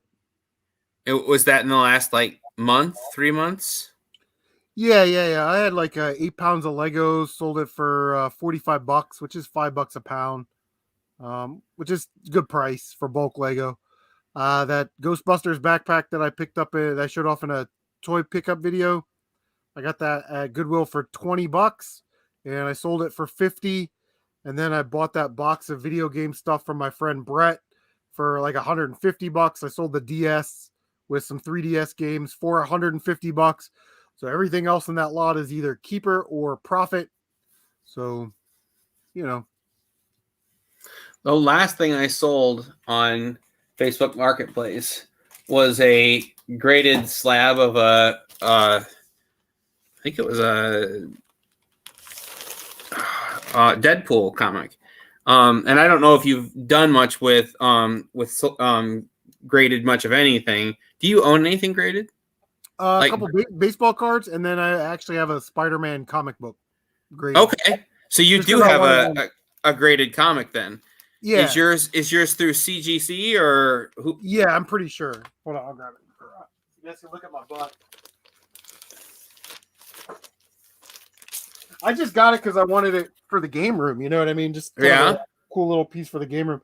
Yeah, CGC Universal Grade Web of Spider-Man number 60, 9.8. Okay. Now look at it and see.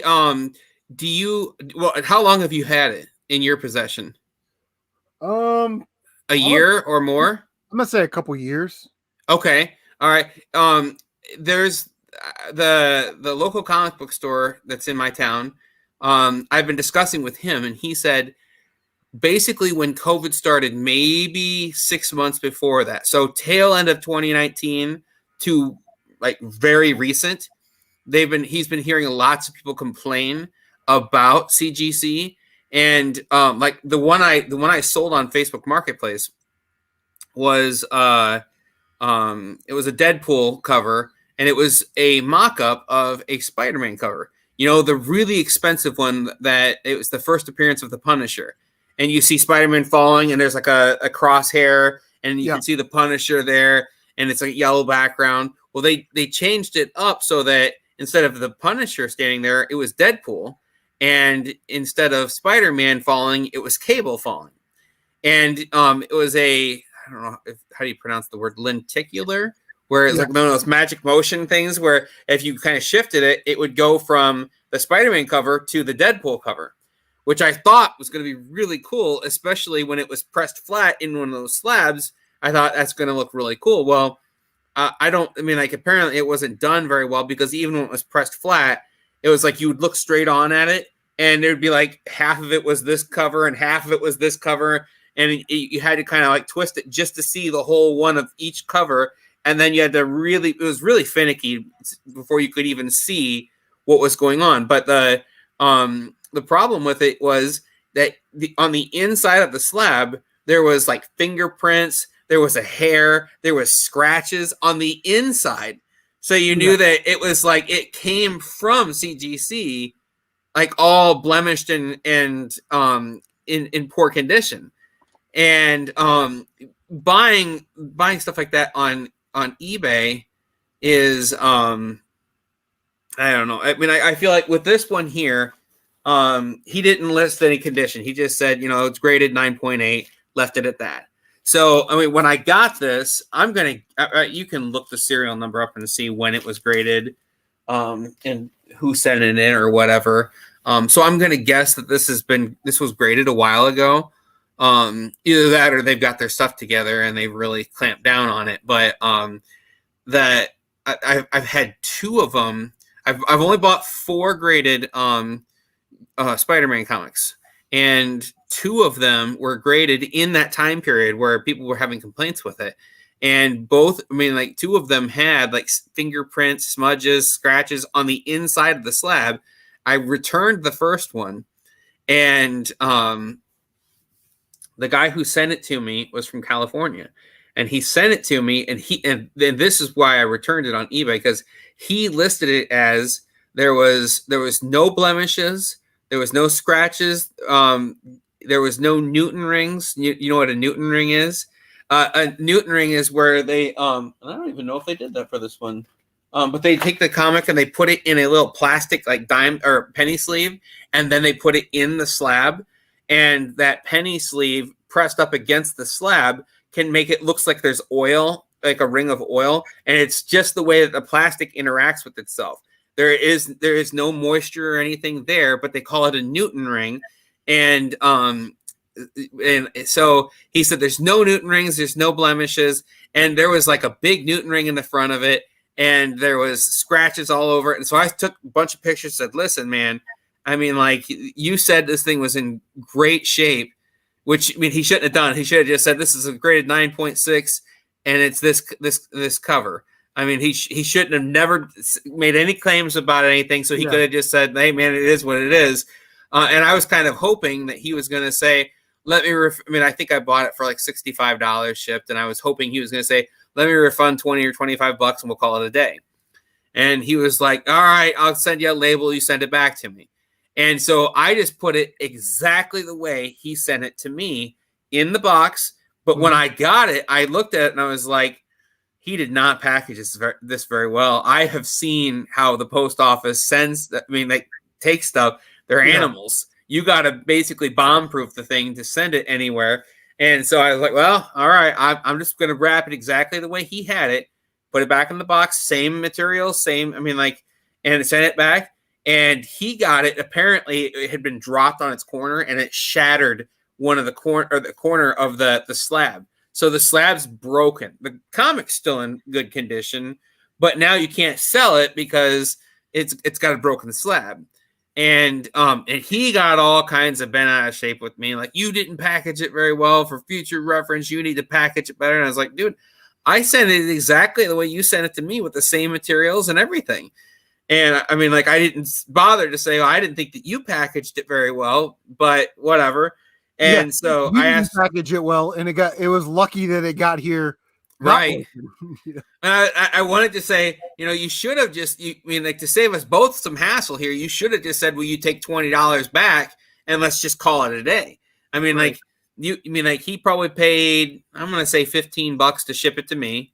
And I mean, now he probably paid another 10 or 15 bucks to ship it back to him. Now he's got to send it out to get regraded.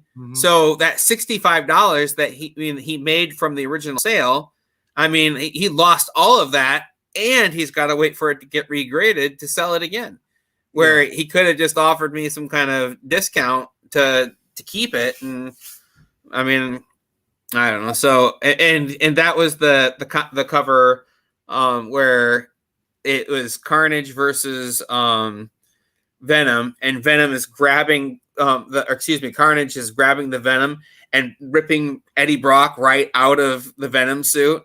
And now that movie has come out, it has, like, I mean, like, you used to be able to find a 9.8 for like 45, 50 bucks shipped. And now, I mean, and then when I bought it, it was like $65 for a 9.6. A 9.8 right now is going for like $250.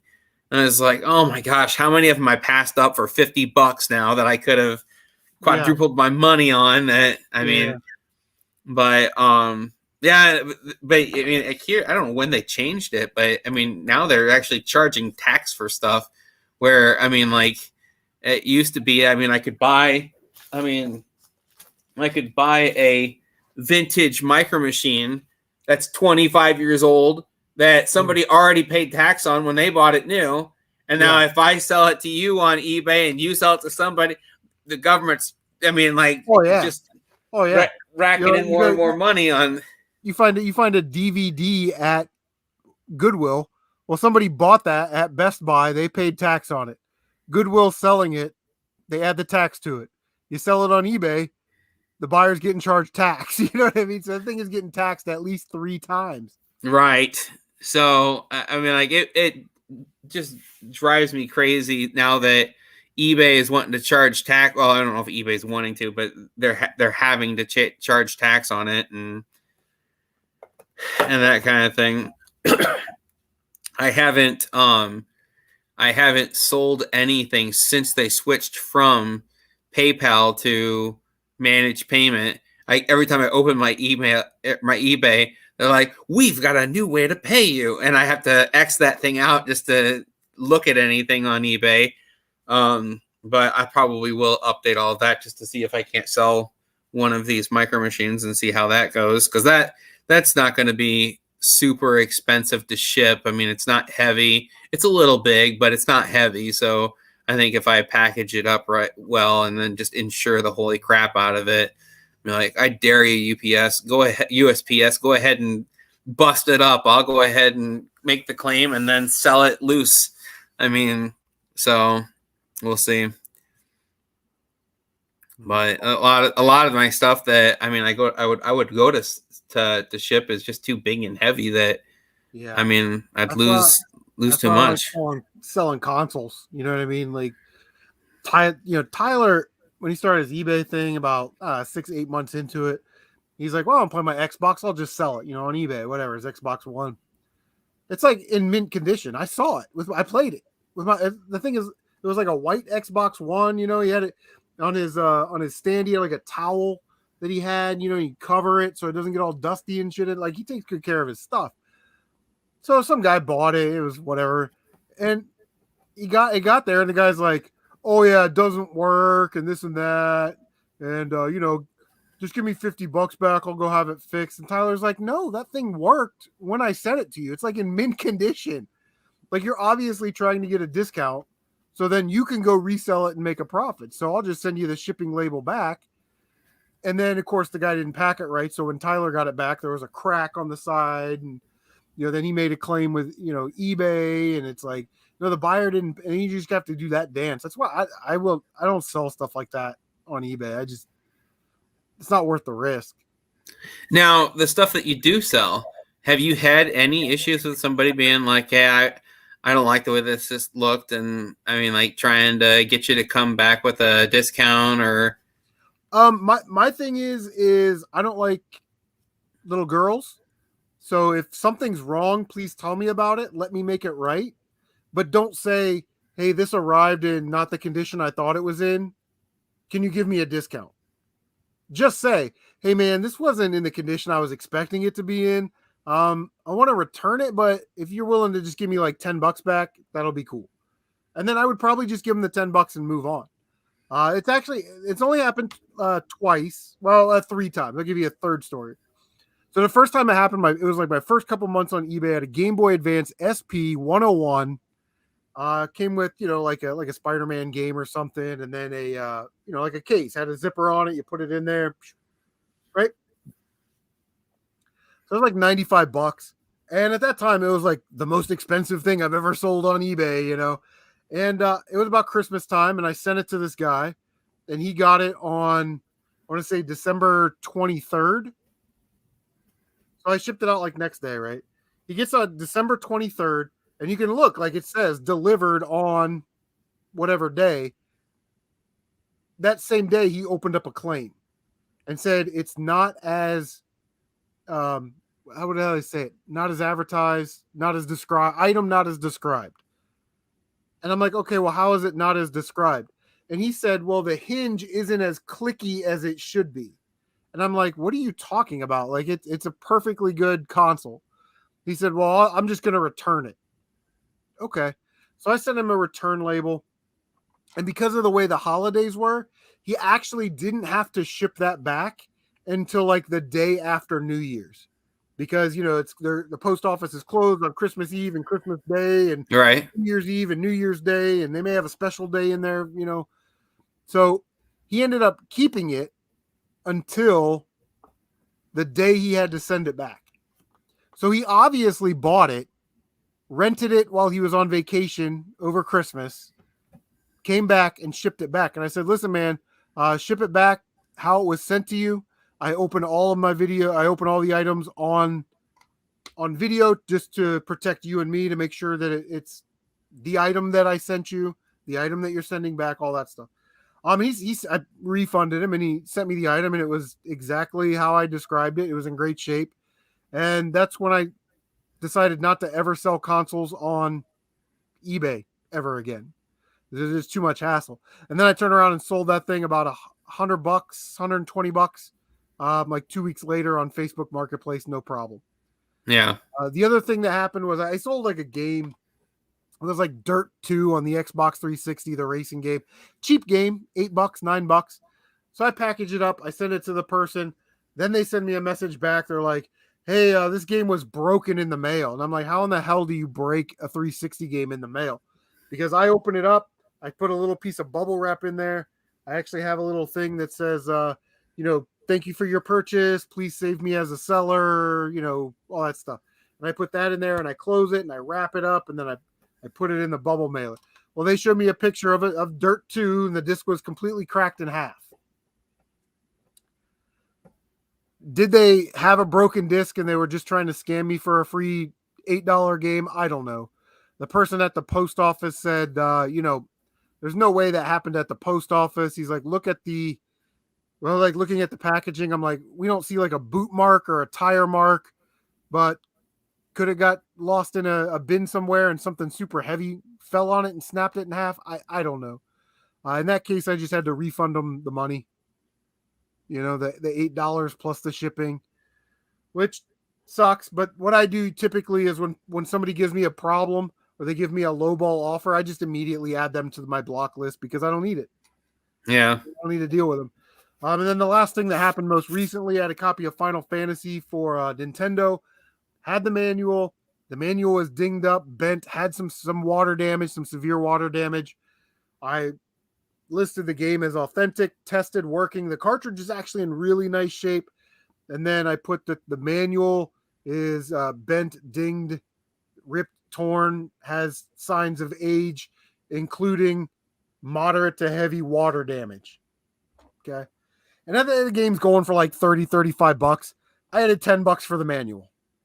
So it was like $45. Well, I was in a position where I could send an offer, so I sent an offer for $40. We're basically at $5 for the manual. The guy gets it. He goes, "Oh, this is a little bit more heavily water damaged than I expected it to be. Can I get a discount?" And I showed pictures of the water damage on multiple pages, in the listing. And that kind of stuff I told him, I said, listen, it said in the ad that it was water damaged. Moderate to heavy water damage. I showed pictures of it. And really, you're getting the manual for like $5. But if you want to send it back, just open a return and I'll send you the label. You can send it back, right? But if you would have just said the labels, this manual is a little bit more damaged than I thought it would be. Can you give me like $10 back or $5 back to cover the cost of the manual? I probably would have just given him the $5 and moved on. You know what I mean? Yeah. So if you're going to ask for a discount, that's my advice. Just throw a number out there. Like, what does he expect? I'm going to say, oh yeah, I'll give you half off. I think that when I messaged that guy about that scratched up slab, and I said, hey, you in your description, you listed it as Newton ring free, blemish free. And I mean, like I'm sending you pictures of the blemishes that are clearly on this thing. Yeah. How do you want to proceed? I mean, because I wanted to leave it open. Like, hey, do you want me to return it? Do you want to offer me some kind of discount? I mean, like, I didn't want to go fishing for like, hey, I'm looking for some money back. I mean, I would have been fine with that. But I left it open ended. And I mean, like, would you have said, like, if somebody would have said, hey, this isn't as you described it. How do you want to proceed from here? Would you have taken that as this guy's trying to angle for something, or would you have been like, he's just trying to be respectful and not push anything on me? I think when we text things and we write things seem to get lost in translation. So you need to be as direct as possible. So as a buyer, if I bought that, I would have sent him an email and I said, listen, man, I got the item today. I got this comic book. In your description, you said it was all of these things. And as I'm looking at it, here's pictures of the flaws. If it's cool with you, I'm willing to take, a $15 refund. Just call it square. If not, I'll just mark it as described and open up a return case. Yeah. So, and then really at that point, you're giving them the decision. They can either just refund you the $15 and be done with it, or they can say, you know what, F this guy. Open up a return. Okay, no problem. Open up a term item. You know what I mean? That's sort of how I like to handle those types of situations. Just kind of put my cards out there and let them make the decision. Yeah. Well, he was super unhappy with me when it was, I mean, even after that point, because when he went to refund me, he refunded me the purchase price, but he would not refund me the the shipping cost. So I called and got a hold of eBay, and I was like, listen, this is what happened. He described it this way. It didn't arrive this way. I asked him what he wanted to do. He said he wanted to return it. He's really upset about the way that it got back to him, but I used the same materials that he shipped to me. He's not giving me my shipping money back. And they were like, no, if it's a not as described return, you get everything back. You don't have to pay for the shipping there. Here. And they took it from his account and put it right into mine. I was like, yeah, he's not. I said, he's not going to be happy. And they were like, yeah, if he emails you or anything, just don't respond to him. Like, it just, because every time you send him another message, he has like 45 days to respond to it. So you're already like a day into that process. Every time you respond to something that he says, it just extends another 45 days. Just ignore him from here. And he never said anything more, but I'm sure he noticed that extra $16 missing out of his account. But so yeah, I don't know. And yeah, man, it's so crazy because like last year, people were out of work and people were buying Amazon pallets and trying to do the eBay Amazon thing for a living. So they may have collectibles, that they've listed that they really don't know anything about. They look it up on eBay and find the price and they copy and paste the description, So, I try and work with buyers and sellers because, like I said, maybe they don't know exactly what they have or what they're dealing with. A lot of times, it's like they want new sealed in box price, but they only have like a loose figure. It's that kind of stuff they don't understand. Or they've got a new and packaged thing, but it's like water damaged and the cards are bent and it's just yellowed. So it's not as in good condition as something else. They don't understand how that kind of stuff works. But yeah, it was weird. Yeah.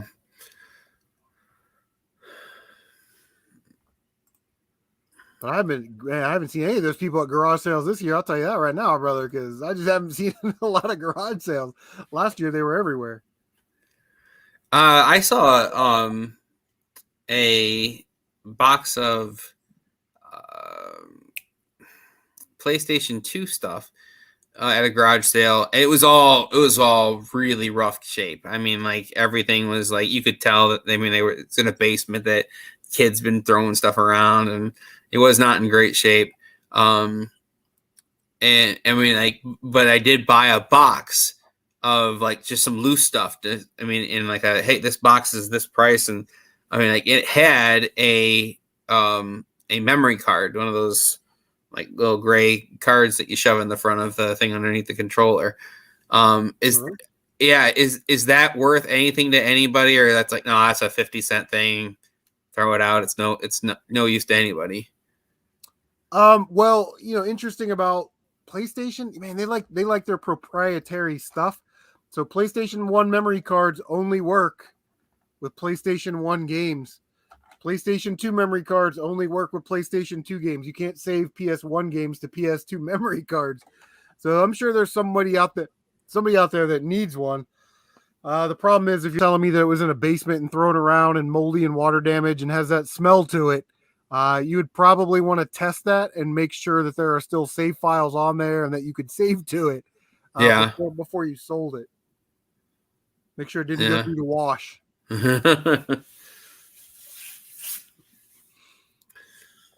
All right. Well, that's a bummer, man. About those games. Was there anything exciting in there? Was there anything good? I really don't pay much attention to, I think I played a few games on Super Nintendo, and then my brother had a 64 and I played a few games on that. But honestly, I've never been much of a game console kind of person to you talk about like these games like Panzer Dragoon. I'm like, is that a game? I mean, it sounds like a culinary art kind of thing. I mean, I wouldn't know if anything was any good or common or rare.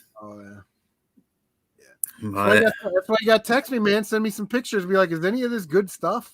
Yeah, actually, I was going to text you just to get that whole okay, now you've got my number, I've got your number kind of thing.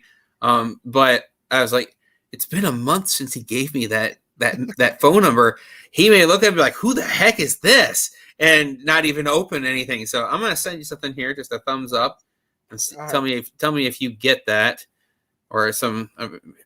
I might have just messaged somebody else in Columbus area.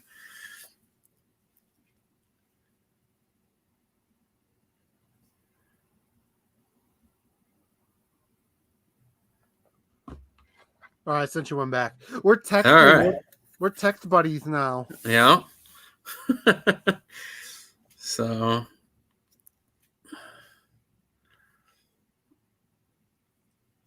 So tomorrow you're looking for Ninja Turtles. Is that what you're looking for? Ninja Turtles.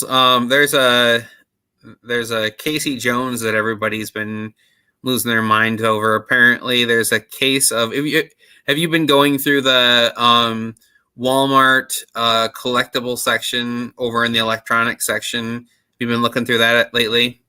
No. Probably should, huh? Well, no, I have found it to be a waste of time lately. The NECA section seems like nothing ever gets stocked there. At least nothing that I'm ever interested in. But apparently they've got this. They have these super shredders. Oh, nice. And so there's like 4 super shredders in a case and 1 Casey Jones. And so all these collectors are going up and snatching up all these 1 Casey Jones per case and flipping them on eBay for a crazy amount of money. But I was excited because I mean, like I was actually, now that I think about it, that was a character I did have. So I had 4, not 3. I had 4 characters. And so I was like, oh, I liked Casey Jones as a kid. I'm gonna see if I can't find that. 2 things that kind of held me back from wanting that specific one. It was the actual live movie, live action movie. So it wasn't a cartoony looking action figure. It was like of the actual actor that played it. And then it was one of those boxes where it's the nice big box, but it actually has that little card that folds over that you can open it up to see the character in it. But then when you close it, that's how it displays. And I'm like, I mean, I hate it when you can't see the collectible inside. I'm like, I would be displaying an empty box. I mean, like you can't really get around it with like some of these like Nerf guns. It's in a box, and I mean, like, if you want to display a Nerf gun, that's how you're going to display it. Is it's a box. But I mean, like as much as I can avoid it, I don't like buying, especially action figures where it's concealed in a box and you can't even see the figure. So I think we were talking last live stream that we did a month ago about accessories and putting the accessories in the side in a little side window for you to see, but not necessarily putting them in the front window if you were wanting to display stuff new in the package. And I finally got my hands on one of those robot enhanced design Transformers action figures of the Bumblebee. So I've been waiting for that for probably 6-7 months, and I found like 3 of them, but they were all of them just smashed at 2 different stores. The Bumblebee was the only one that was smashed. I was like, I'm not gonna buy it and display it smashed. And then I finally found one that he wasn't smashed and picked that up. But yeah, I mean, like I don't like seeing all of these like extra heads floating and stuff. That I mean, like I like the other expressions, but I mean, like I don't ever get anything out of the package. So I mean, it doesn't mean a bunch to me. But yeah, they are adding way too much extra hands and heads and Build-A-Figure pieces. I hate it when I see that kind of stuff. And I mean, I like the idea. I don't like the idea actually, because I'm like, if I want to, like, oh, there was a Bane character, and they had the DC 6-inch figures, and to get this Bane figure, you had to buy like 5 or 6. I mean, of the action figures at $25 a piece. And I mean, like, you're like, okay, so of these 5 characters that you got to buy to build this Bane character, I mean, 3 of them are characters you don't even care about that you're like, I just want the piece, and That's so how I gotta buy it. So I'm like, I don't like that. That's how they get you to buy them. Yeah, So I'm like, why make the characters? I mean, like, I don't know. I mean, like, why are we punching out all these like peg warming secondary and third, auxiliary characters that nobody's real excited about, unless they're like, I've got 100 of these, 6-inch Marvel Legends action figures, and I don't want to buy another Tony Stark. I want to get this character that nobody else has heard of, but I know who they are, and at least it's not another Tony Stark for me to buy. So, I don't know. That's how they get you, buddy. Oh. And then they tax it. So, all right. Well, I'm going to close this live stream out. We've been booking hard for 2 hours and 29 seconds. So, putting in the work. Yeah. All right. Well, I'm going to end this broadcast. So we will see you guys on the next one.